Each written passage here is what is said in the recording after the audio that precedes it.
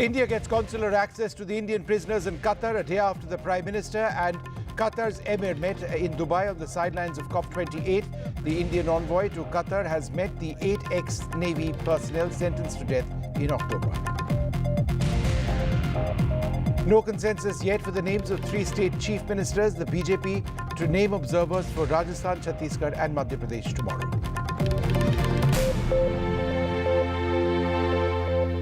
Revant Reddy becomes Telangana's second chief minister along with 12 others.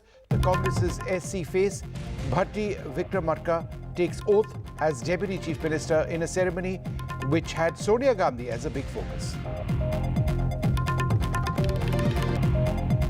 Sources indicate that the ethics panel in Parliament is likely to table a report tomorrow on the Trinamool MP Mahua Moitra in the cash for query case. She could face expulsion there and then. Some parts of Chennai continue to fight through water even as electricity is restored to 85% of the city. The Home Minister visits the city to try and get an idea of the situation. Urgent relief of over 5,000 crores is what the Tamil Nadu government asks from the centre.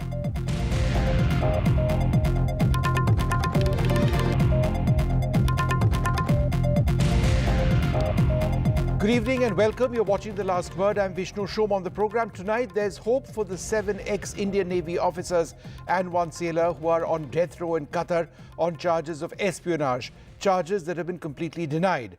The External Affairs Ministry has now said that the Prime Minister met the Emir of Qatar on the sidelines of the Climate Change Summit in Dubai recently, where the two leaders had a good discussion on the overall bilateral relationship, which included a conversation on the well-being of the Indian community, which presumably would also mean a reference to the Navy men. The allegations against these Navy officers and the 1 sailor have come as a shocker with no real clarity on why they were charged. Hearings on their appeals have now taken place and the Indian ambassador has met them on the 3rd of December as well. On the show this evening, is there finally hope for the families of the ex-Navy officers and the sailor who've been on death row in Qatar? Joining us now, Captain D.K. Sharma, the former spokesperson of the Indian Navy, Prabhu Dayal, the former ambassador for India in Kuwait, and Captain Alok Bansal, director of the India Foundation. I'd like to thank you all very much for being with us. But first, let's just get a quick reaction on what the External Affairs Ministry has said. Prime Minister met the Emir of Qatar in Dubai on the sidelines of COP28. I think he put out a tweet. My understanding is that they're good conversation on the overall bilateral relationship as well as on the well-being of the Indian community, as he said. There have been 2 hearings. As you know, we filed an appeal, as is from the families, and the detainees had filed an appeal. 2 hearings have since been held. Meanwhile, our ambassador got consular access to meet all 8 of, in prison on 3rd of December. And as I said, this is a sensitive issue, but we will continue to follow, and whatever we can share, we will do so. Ambassador Prabhu Dayal, do you believe that there's now a genuine sense of hope which the families can have at this stage after, obvious despondency over the last couple of months? Well, Vishnu, I am extremely optimistic after our Prime Minister's meeting with the Qatari Emir in Dubai just a few days ago. I've seen the visuals of that meeting on television, and there was great warmth between the 2 leaders. I can see it now in the picture that you are showing. Now, a lot of these decisions depend on what the Emir thinks, because in the Gulf Sheikdoms, the power of the ruler is very, very important. So, first of all, I think that the initiative taken by the Prime Minister to meet the Qatari Emir and, of course, discuss the welfare of the Indian community, those discussions must surely have included this issue of the arrest of the 8 naval officers, although nothing has been made public in this regard. But knowing how our Prime Minister works, he must have taken it on himself to discuss this issue with the Qatari Emir. And this is what gives me hope. You know, the personal initiative and the interest which the Prime Minister takes. As it is, things have started changing in the recent months. These officers were in detention since August 2022. There was nothing known about why they were arrested. Some disclosures have been made confidentially to our government in this regard, and there has been consular access given. Earlier, they were kept in solitary detention. Now, consular access was given to the representatives of our embassy, and following the Prime Minister's meeting, the ambassador has been given personal access, consular access to these detainees. So I have reason to be hopeful, and my hope, as I said earlier, comes out of Prime Minister's meeting with the Qatari Emir. Captain Sharma, now you've known many of the men who have been under detention now for nearly a year. Could you tell us a little bit about them and why you believe that the charges, of espionage it just seems very difficult to believe them at all. Good evening, Vishnu. And as the ambassador has said that he's only optimistic, I'm very sure. Vishnu, there is a reason for our Prime Minister to, meet him. And as the friendship between the two countries is there, it is only a matter of time. We all know it, that first of all, these guys are not involved in anything. Yes, they have become victims of circumstances. So be it. And now, since the briefing of the MEA today, the ambassador has been given access, which means a huge step forward. Otherwise, we were only listening that there is some kind of consular access and the advocates and various judicial people were able to meet. But today's news is such a welcome news, which only gives us a signal that please wait. The highest office of India is interacting with the highest authority in Qatar. So it's only a matter of time. Patience is the key here. And the messaging by the meeting of our Honorable Prime Minister with the Emir of Qatar, says it all. We don't have to, speculate now. Yes, it might take a little time, but I'm I'm confident. I'm telling you, not being optimistic, positive, this will show some result, but there is always a time lag between how things happen, how it will be sorted out, and how it will be, finished once and for all. Ambassador Dayal, just going back to the point that you were mentioning, while the External Affairs Ministry spokesperson did refer to the meeting between the Prime Minister and the Emir, a meeting where they spoke about the goodwill, about the well-being, I should say, of the Indian community, there was no direct reference in his statement to any conversation which took place about these officers and the one sailor. How should one read, his statement? The External Affairs Ministry statement today? Well, Vishnu, as you know, everything doesn't come out into the public domain. There are issues which are sensitive and which are kept confidential. As I said, our Prime Minister must have discussed this matter with the Qatari Emir, but there is also a simultaneous understanding to keep things under wraps. Not to go public, not to go to the media, not let facts come out into the open. It's a sensitive matter. There is a judicial aspect. There is the matter now before the Court of Appeal. If it's rejected, it can still go up to the Court of Cassation. But knowing the overall atmospherics and knowing how things work in these Gulf Arab countries, the sheikdoms, if the sheikh or the emir is well disposed, it makes a huge difference. So as the previous panelist said, there is, I'm never going to say that I'm sure because nothing is certain till it happens, but I'm extremely optimistic. And this is so because of the Prime Minister's meeting with the Qatari Emir, and I think this could be the game changer. Right. Captain Alok Bansal joins us as well, Director of the India Foundation.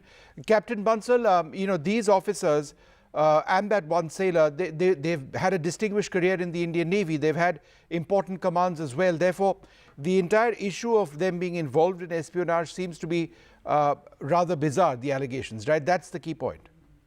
Undoubtedly, I think they were doing a phenomenal job training the Qatari Navy. And I had the good fortune of personally visiting their office and seeing the facilities. They were doing a yeoman service. They had actually breached a very, very important citadel where only European powers had this prerogative, or I can say the whites who were training the Gulf sheikdoms and their armed forces. So they had managed to breach this very, very select group. And I think they were doing phenomenally well. And I think this sort of an allegation looks quite implausible. The only thing which I feel is that there has been some business rivalry or some attempt by inimical forces to dislodge them. And I think some casual conversation or some casual banter over telephone has been used against them to put them in this sort of a situation. And I'm sure with Prime Minister's meeting and now Indian ambassador meeting them, to me, it looks that things should improve in days to come. Captain Sharma, it's also been an absolutely horrific 1 year for the families. I mean, out of the blue, these men were detained a year back. They were told they have to leave. And as they were, as I understand it, as they were getting ready to physically leave, they were detained. Then there was the sense of hope among the families that they'd be back by Diwali after consular access actually took place. And then this death sentence came. So for the family, the loved ones, it's been a horrific 1 year. Could you share, I mean, their sense of hope and anticipation now? Vishnu, you're very right. It's been harrowing time for them for the last 1.5 years now, out of which 2 daughters were married without their father being present. What worse can happen? I mean, say the parents, the fathers, the families looking forward. They were supposed to join. They were, we were told tomorrow, day after, and solitary confinement. And after that, now at least they were put 2 in a cell. Then we came to know that now they can visit the gym. And today's news. So it is all, I think, small steps are leading towards a good news, which is likely to come. And we know it all, that the highest office in the country is directly, dealing with the case. So the families have got this assurance that the highest office is looking into it. You have to just hold your horses, remain patient. You have been patient for the last 18 months. And it's only a matter of time. With the Prime Minister meeting the Emir, the messaging which comes out, and you know it well, there is a strategic message to it. Hold on. He is doing something, but as the ambassador said, everything should not come out, and it does not come out. Yeah. Things take their own time, and they have their own dignity over there. It'll all happen. Mark my words, we will be on the show soon saying that they have been, let off and they are back in our own country. Ambassador Dayal, we have an excellent relationship with Qatar. Yeah, I mean, and this is in a sense a blot in terms of recent events, obviously. But the strategic relationship we enjoy is something that not just India but Qatar has built up as well. And that is so important because the relationship we enjoy with them now is not the relationship we had, let's say, even 10, 12 years back. Well, Vishnu, what you say is equally true of our relations with a number of other Gulf Arab countries. For instance, look at our relationship with Saudi Arabia. There is such warmth between Crown Prince Mohammed bin Salman and our Prime Minister that the nature of the relationship has been transformed. Our Prime Minister has developed a close rapport with the ruler of Abu Dhabi, who's the president of UAE. And as a result, there have been such an exchange of visits. Our Prime Minister has made it a point to visit the UAE, and he's done it 6 times. I may mention that Mrs. Indira Gandhi had visited UAE in 1981, and after that, there was no prime ministerial visit till Shri Narendra Modi became Prime Minister, and he visited in 2015. So he has developed a close relationship with a whole host of countries, including, of course, Qatar. And you see that in the body language between him and the Qatari Emir. And I think that this factor will be extremely important in determining the outcome of the case relating to these 8 naval officers. I think the Qatari Emir will have a say in their fate, and I'm optimistic about the outcome. Captain Bansal, could you share a few details about the men themselves? The fact that they held prestigious commands while in Indian Navy service. They were entrusted with incredible responsibilities over here. They know a thing or two about maintaining confidentiality. All officers at any level are trained to be careful about anything which could be deemed to be sensitive, right? So these people are not inexperienced, which is what makes all of this all the more bizarre. I know three of them personally. Commander Purnendu Tiwari, who was actually the managing director of the firm and whose idea and brainchild was this, was a very, very bright officer. He had commanded warships. He was a very bright, outstanding officer. And you can imagine coming out with an idea like this and breaching a closely held citadel where only Europeans were training this, and this was the sole prerogative of colonial powers to train the armed forces of these Gulf sheikdoms. He managed to breach it, and they, within a short span of time, did phenomenally well. They set up the Naval Academy for Qatar. They were training, they had different verticals. Not only were they training the Navy, they were also providing logistic support and maintenance support to visiting ships, merchant ships, warships, etc. And they were planning to expand into other countries of the region. And this is at this very crucial juncture this happened. And this is extremely sad. Similarly, the next two officers, Captain Verma and Captain Navtej, they had also been brilliant officers. They were heading their own verticals, were very, very bright officers in the Navy. They knew fully well what classified stuff is, how to deal with it, how conscious they need to be as far as classified and secret things were concerned. And they were very, very responsible officers. So I think this sort of a thing is, to my mind, is not feasible that they were indulged. But obviously, certain powers inimical to India have used something out of context to accuse them of such heinous crimes for which they have now been incarcerated for almost over a year. And that's what is very, very sad and causing deep distress and anguish to the families. I was fortunate enough to attend at least one daughter's marriage whose father is there. And I can say it is actually a very, very somber moment. It was really a very sad state that a daughter, after waiting for so many months, had to get married because the lady felt that you can't get indefinitely be waiting, I think. And it's really sad, I think so. And I hope now we are Well, hopefully there will be celebrations once these men do come back, and let's just all hope that that is something that does take place.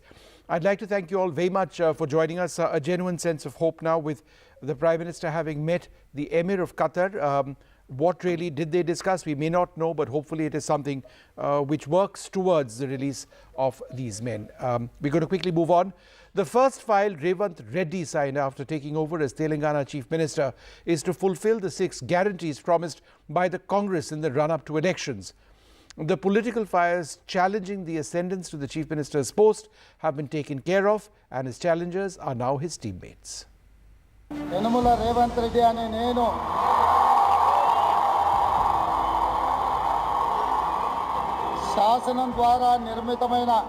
Revant Reddy has taken oath as the first Congress Chief Minister of Telangana.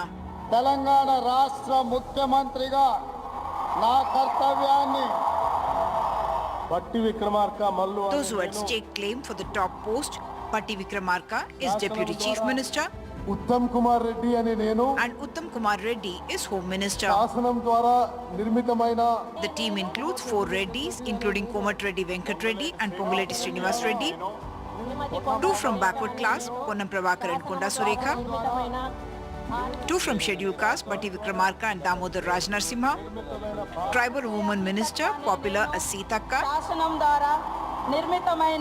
Jupalli Krishna Rao from Velama community, Tumala Nageshwar Rao from Kamma, and Sridhar Babu from the Brahmin community. Not looking at the speaker or the ministers through the caste lens or community lens alone, but I must mention that the Muslim face is something that's lacking, which is a talent that they could induct subsequently, because their faces in Hyderabad, whether it's Mohammad Azharuddin from Jubilee Hills or it was a Feroz Khan from Nampally, both of them had not been able to win the election. Neither was Mohammad Shabir from Nizam Urban. He has been a very senior minister and earlier in the Congress cabinet, and he had vacated his Kamareddy seat, in fact, for Revant Reddy to be able to take on KCR. The first file signed by the Chief Minister was to fulfill the promise of 6 Congress guarantees to the people of Telangana. The second file was to give the first government job to 38-year-old Rajni, a postgraduate job aspirant. Even as the oath ceremony was underway, the iron fencing around the Chief Minister's official residence was being demolished. Revant Reddy said from now on, Pragati Bhavan becomes Jyotiba Phule Praja Bhavan. ఇవాళ ఈ వేదిక మీద నుంచి 4 కోట్ల తెలంగాణ ప్రజలకు ఈ రాష్ట్ర ముఖ్యమంత్రిగా మీకు మాట ఇస్తున్నా. ప్రగతి భవన్ చుట్టూతో ఉన్న ఇనుప కంచెలను బద్దలు కొట్టి. For the Congress, it was a showcase of the only victory they have had in elections in 5 states. Except Derek O'Brien from the Trinamool Congress, it was a no-show from other India Alliance partners. Revant Reddy came to the LB Stadium in an open car cavalcade with Sonia Gandhi to reiterate that it was thanks to Sonia Gandhi that Telangana was formed. In Hyderabad with camera person Nagraju, Uma Sudhir, NDTV.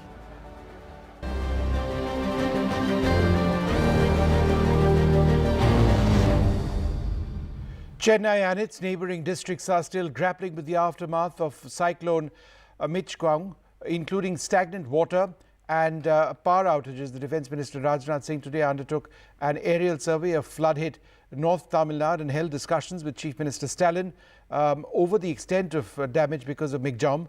Schools and colleges will remain shut tomorrow as well.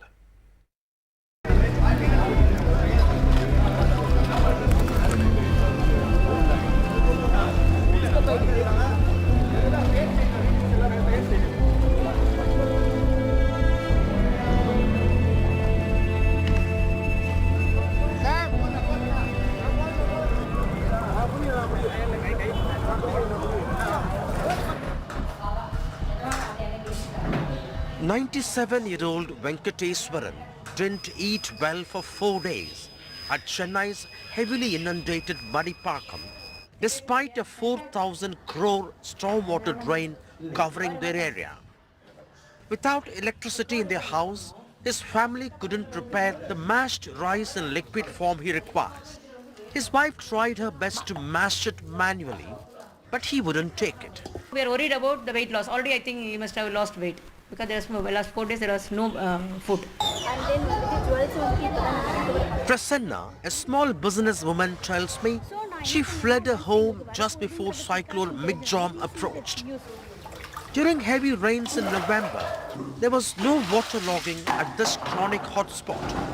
However, this time, her family's lifetime savings literally down the drain, including a car and 2 delivery vehicles worth 7 lakh. For this upliftment, we spend 4 years. So you just imagine it. So again, we need to push and work at again 4 years. Residents are outraged that they were left to fend for themselves when there was neck-deep waters here.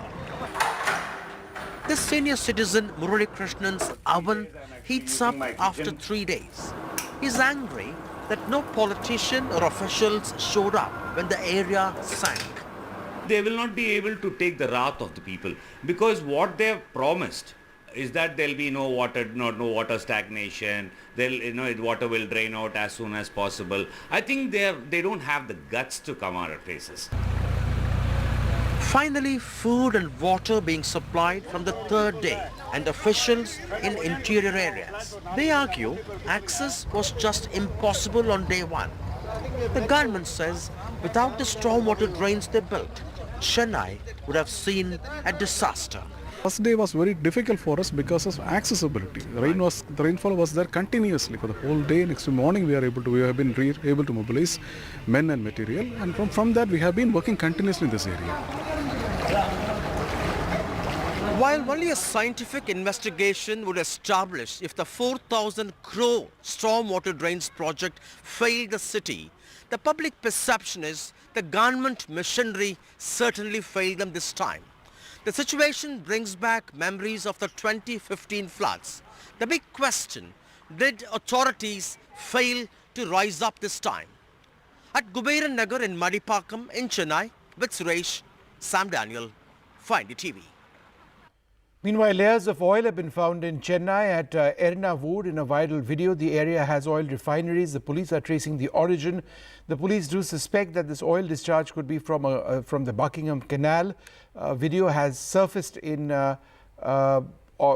it features the name of a welfare forum which has highlighted what has taken place here. We're trying to get more details of that. Looks fairly shocking. Well, tragedy in Kerala after the death by suicide of a 26-year-old doctor, allegedly over her wedding being cancelled after her family could not meet her boyfriend's family's dowry demands. A 26-year-old doctor's suicide in Kerala has brought the focus on dowry demands. Dr. Shahana was a PG student in the surgery department of the Thiruvananthapuram Medical College who fell in love with Dr. E.A. Ruwais and became a victim of depression, driving her to end her life on Tuesday morning. She took the drastic step after her boyfriend chose to cancel the marriage when the family failed to fulfill their demands of 150 gold sovereigns, 15 acres of land and a BMW car.